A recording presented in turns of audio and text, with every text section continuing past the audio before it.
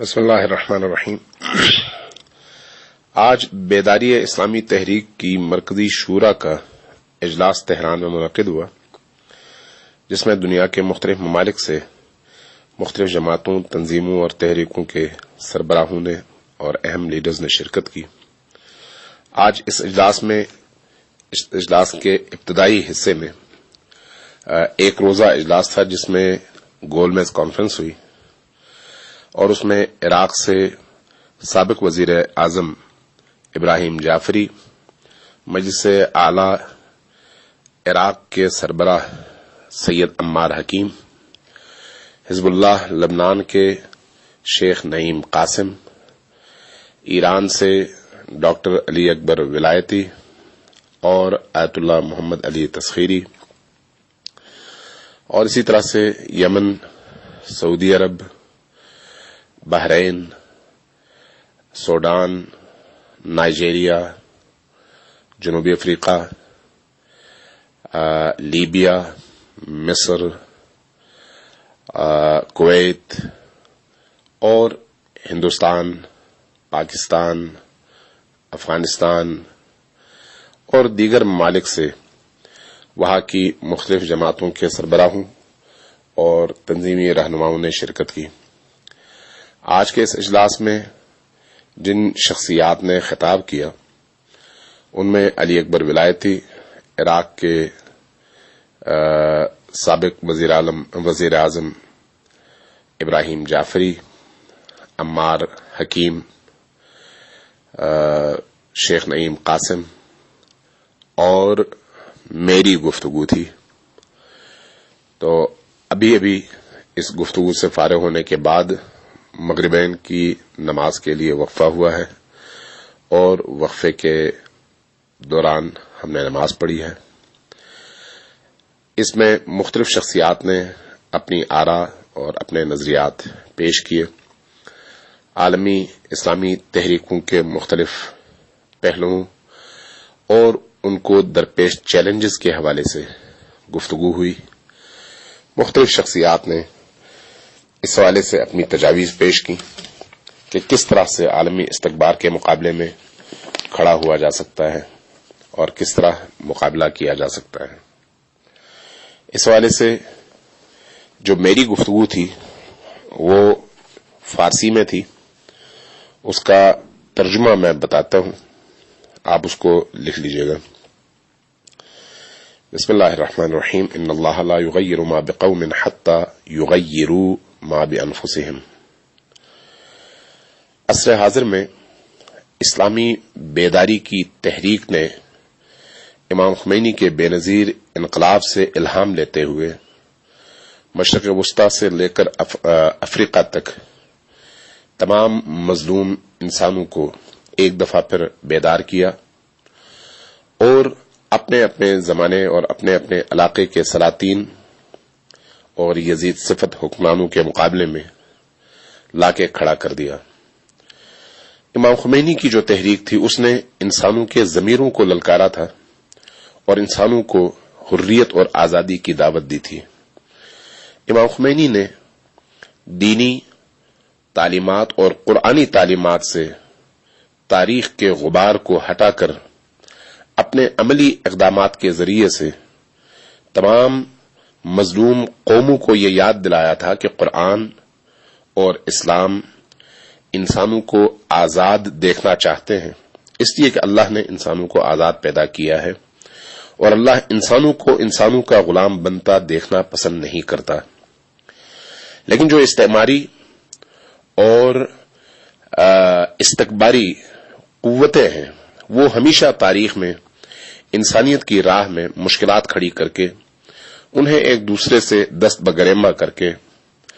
ان پر حکومتیں کرتی رہی ہیں اور ہمیشہ انسانی وسائل کو اپنے مفادات کے حصول کے لیے استعمال کرتی رہی ہیں، جبکہ ان کے مقابلے میں انبیاء کرام انسانی آزادی کی نوید لے کر انسانوں کو انسانی معاشروں میں شاہوں، مستکبروں، ظالموں اور ڈکٹیٹروں کی غلامی اور بردگی سے نجات دلانے کے لیے مبعوث ہوئے اور آسمانی کتابیں بھی اسی سلسلے میں نازل ہوئیں تاکہ انسانوں کو انسانیت کی معراج تک پہنچا سکیں اور انہیں آزادی کی راہ دکھا سکیں اور تمام خداؤں کی غلامی سے آزادی دلا کر ایک رب کائنات کی غلامی میں سونپ سکیں۔ اس صدی کے سب سے بڑے گزشتہ صدی کے سب سے بڑے انقلاب یعنی امام خمینی کے انقلاب کی کامیابی کے موقع پر عالمی استکباری قوتوں کو اس طرح کا کوئی تجربہ نہیں تھا جس کی وجہ سے وہ امام خمینی کی اس تحریک اور اس انقلاب کا رستہ روکنے میں ناکام ہوئے، اور امام خمینی نے اپنی بصیرت اور خدا دادی روشن ضمیری کے نتیجے میں ان استکباری قوتوں کے سازشوں کے مقابلے میں ایک آہنی دیوار کھڑی کر دی، اور نتیجتاً وہ انقلاب پوری طرح سے کامیاب بھی ہوا اور پوری طرح سے اس نے اپنے مقاصد حاصل بھی کر لیے۔ لیکن جب سے اسلامی ممالک کے اندر بیداری کی تحریک شروع ہوئی ہے، ان تحریکوں کے مقابلے کے لیے عالمی استکباری قوتوں کے سامنے انقلاب اسلامی کا ایک تلخ تجربہ موجود تھا جس نے انہیں ناکوں چنے چبوا دیے تھے۔ لہذا تمام جابر اور ظالم قوتوں نے اور استکباری اور استعماری حکومتوں نے ایک دوسرے کے ہاتھ میں ہاتھ دے کر کوشش کی کہ جدید ٹیکنالوجی اور ماضی کی عیاری اور شیطنت کی سازشوں کو سامنے رکھتے ہوئے جدید روشوں سے استفادہ کر کے یا ان انقلابات کو روک لیں یا ان کی راہوں کو تبدیل کر دیں یا پھر ان انقلابوں پر یا اس بیداری کی تحریک پر سوار ہو کر اس کی باغیں اپنے ہاتھ میں لے لیں تاکہ اس مسیر اور اس رستے پر چلنے سے ان انقلابات کو روکا جا سکے جو اس کا طبیعی رستہ ہے، اور اس طرف موڑا جا سکے جس طرف استکباری طاقتیں چاہتی ہیں۔ اور اس کے نتیجے میں ہم دیکھتے ہیں کہ مصر کی اسلامی تحریک کو انہوں نے پوری طرح سے دبوچ لیا، اور صدر مرسی کی بعض غلطیوں اور نادانیوں کے نتیجے میں دوبارہ سے امریکی تسلط مصر کے اندر قائم ہوا۔ انہوں نے لیبیا کے اندر اپنے لوگوں کو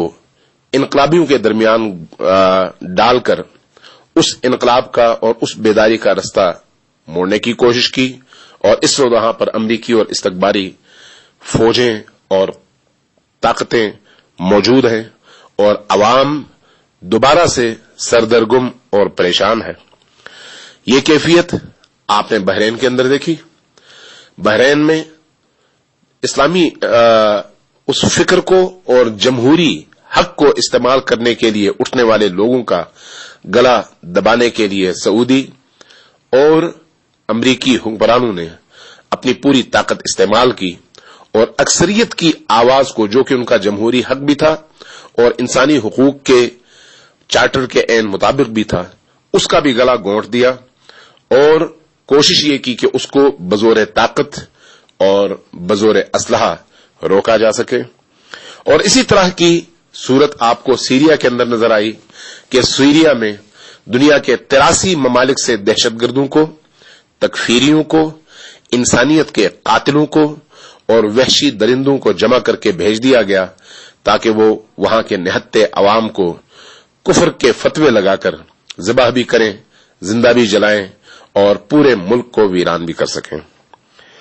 یہ ایک حقیقت ہے کہ استکباری طاقتوں نے اس دفعہ ان اسلامی تحریکوں اور بیداری کی تحریکوں کا رستہ موڑنے کے لیے کوشش پوری کی، اور اس میں بہت ساری جگہوں میں وہ کامیاب بھی ہوئی، لیکن یہ کامیابیاں عارضی ہیں، اس لیے کہ جو شعلہ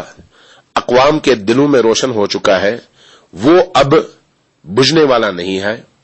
بلکہ یہ شعلہ مزید شعلہور ہوگا، اس جذبے میں مزید جلا اور مزید تقویت آئے گی، اور یہ قوتیں، عوامی قوتیں مزید بلندیوں کی طرف جائیں گی۔ اس حوالے سے جو چیز زیادہ اہم ہے وہ یہ ہے کہ ہمیں اپنے دشمن کو پہچاننے کی ضرورت ہے. اگرچہ آج کی دنیا میں سب سے بڑا ناسور اسرائیل ہے، اس کے بعد امریکہ ہے، پھر وہ ممالک ہیں جن کے مفادات کی وجہ سے وہ دیگر ممالک میں مداخلتیں کر کے وہاں کے عوام کے حقوق کو غصب کرتے ہیں، اور اس کے ساتھ تکفیری ٹولہ ہے جو اسلام کے دو عظیم فرزندوں شیعہ اور سنی دونوں کو تکفیر کے ذریعے سے مارنے کی کوشش میں مصروف ہیں، اور اس کے نتیجے میں اسلامی اقدار، اسلامی ویلیوز اور اسلامی آثار کو مسلسل مٹا رہے ہیں اور تباہ و برباد کر رہے ہیں. لیکن یہ ہماری ذمہ داری ہے کہ ہم شیعہ اور سنی مل کر اور متحد ہو کر ان تمام دشمنوں کے مقابلے میں اکٹھے ہوں، متحد ہوں اور ایک دوسرے کے ہاتھ میں ہاتھ ڈال کر ان کی ان سازشوں کا مقابلہ کریں. اس سلسلے میں سب سے اہم ذمہ داری علماء کرام کی ہے، چاہے ان علماء کا تعلق کسی بھی مسلک اور کسی بھی فرقے سے ہو. علماء کی یہ ذمہ داری ہے کہ لوگوں کے اذہان کو کھولیں، لوگوں کو علم کی روشنی عطا کریں، دشمن کی شناخت عطا کریں، مستضعفین کو مستکبرین کے مقابلے میں میدان میں لا کر کھڑا کر دیں، اور لوگوں کو منظم کر کے ان چیلنجز کے مقابلے میں اس طرح سے تیار کریں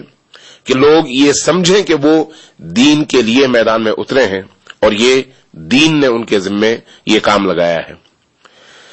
ایک اور نقطہ جو انتہائی اہم ہے وہ یہ ہے کہ عالمی طور پر ایک کانفرنس کے انعقاد کی ضرورت ہے جس میں تمام دنیا سے بڑے اور معتبر علماء کو جمع کیا جائے اور تمام فرقوں کے علماء جمع ہوں اور یہ سب مل کر تکفیریت اور صہیونیت کے مقابلے میں متفقہ لائے عمل اپنائیں اور تکفیری اس سازش اور تکفیری تحریک کے مقابلے میں امت مسلمہ کی آواز بن کر ان کے خلاف فتویٰ صادر کریں،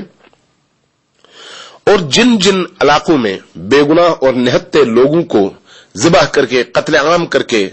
تکفیری عناصر دین کا چہرہ مسخ کر رہے ہیں وہاں پر ان مظلوموں کی حمایت کے لیے عالمی میڈیا سے اور لوکل میڈیا سے بھرپور استفادہ کرتے ہوئے ایک آواز بن کر اپنی آواز بلند کریں اور دنیا کو بتائیں کہ اسلام وہ نہیں ہے جو یہ تکفیری چہرہ پیش کر رہے ہیں، بلکہ اسلام امن، سلامتی، غیرت اور ویلیوز کا دین ہے، استدلال کا دین ہے اور منطق کا دین ہے. وحشی گری. ایک اور نقطہ جو انتہائی اہم ہے وہ یہ ہے کہ امریکیوں اور سامراجی قوتوں کی سازشوں کے نتیجے میں دنیا بھر میں پھیلتے ہوئے اسلام کے چہرے کو مخدوش کرنے کے لیے انہوں نے اسلام کے چہرے پر کالک مل کر اسلام کو ایک وحشت و بربریت اور درندگی کے مکتب کی شکل میں پیش کیا ہے، جس کا کام بچوں کو ذبح کرنا، عورتوں کی عصمتوں کو لوٹنا، شہروں کو تباہ و برباد کرنا، مزارات کو گرانا، قبروں میں سے مردوں کو اور ان کی لاشوں کو نکال کر جلانا اور اس طرح کے وحشیانہ اقدامات ہیں. اس سلسلے میں بھی علماء کرام اور دنیا بھر کے مختلف فرقوں سے تعلق رکھنے والے پیشوایان دین کی ذمہ داری بنتی ہے کہ وہ میدان میں اتریں اور متحد ہو کر اپنی آواز بلند کریں اور بتائیں کہ ہم مسلمان ہیں اور مسلمان اس بات کی اجازت نہیں دیتا، اسلام اس بات کی اجازت نہیں دیتا. اور اسی طرح سے ہمیں یہ بھی دیکھنا چاہیے کہ ہم علماء کرام اور دانشوروں کو اس بیداری کی تحریک میں حربل دستے کے طور پر میدان میں ہمیشہ قائم و دائم رکھنے میں کامیاب ہوں. دشمن کی کوشش اور سازش یہ ہے کہ علماء اور دانشور میدان چھوڑ دیں. ہماری پوری کوشش ہونی چاہیے کہ علماء اور دانشور اس پوری تحریک کی آبیاری بھی کریں، امامت بھی کریں اور رہنمائی بھی کریں. اور اسی طرح سے وہ سارے لوگ یا ایسے لوگ جو उलमा के लिबास में, दानिशवरों के लिबास में इन तहरीकों में घुसकर उसके रुख को, उसके रास्ते को चेंज करने की कोशिश करते हैं, उनको पहले खुद पहचाने, फिर उम्मत मुस्लिमा के सामने पेश करें और कहें कि ये वो लोग हैं जिन्होंने लिबादा तो इस्लाम का ओढ़ा है, लेकिन खिदमत इस्लाम दुश्मन कुव्वतों की कर रहे हैं। इस वजह से एक और अहम मौजू और जरूरत यह है कि हम मुख्तलिफ मुआशरों में वहां की सकाफत और वहां की जरूरतों को सामने रखते हुए निहायत तंदही और तवज्जो के साथ इस्लामी वहदत और वहदत उम्मत के लिए प्रोग्रामिंग करें और लोगों को वहदत की तरफ और मुश्तरकात की तरफ हम बुलाएं। इसके अलावा हमें एक ऐसे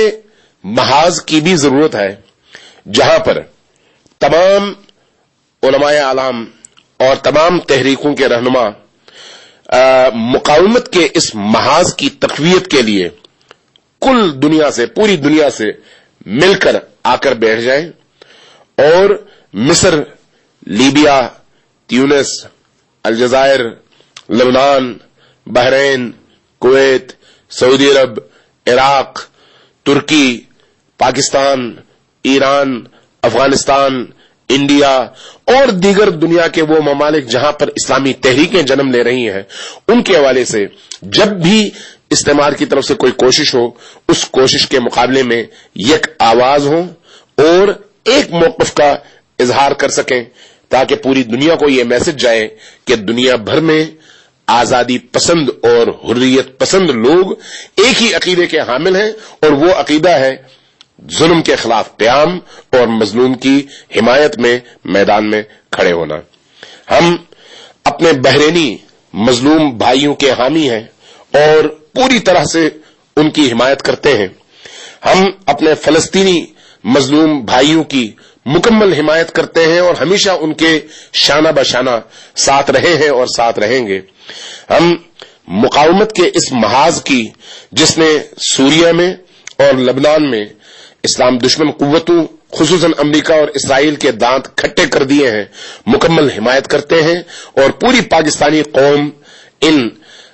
इस मुकावमत के महाज के राहियों और मुजाहिदों के साथ खड़े हैं। और इसी तरह से हम मिस्र के मजलूम उन लोगों की हिमायत करते हैं जिन्होंने हजारों की तादाद में अपनी जानें पेश कर दी, लेकिन अपने हदफ से पीछे नहीं हटे। हम दुनिया में जहां पर भी इस्लामी तहरीक उठ रही है, उस इस्लामी तहरीक की हिमायत करते हैं। पाकिस्तान गैरतमंदों का मुल्क है, आजाद लोगों का मुल्क है, इंसानियत के नाम पर, इस्लाम के नाम पर, हुर्रियत के नाम पर वजूद में आने वाला मुल्क है। इस मुल्क के बासी इंशाअल्लाह ताला खुद भी आजाद अंदेश हैं और दुनिया को भी आजादी का पैगाम देते हैं। वस्सलामु अलैकुम।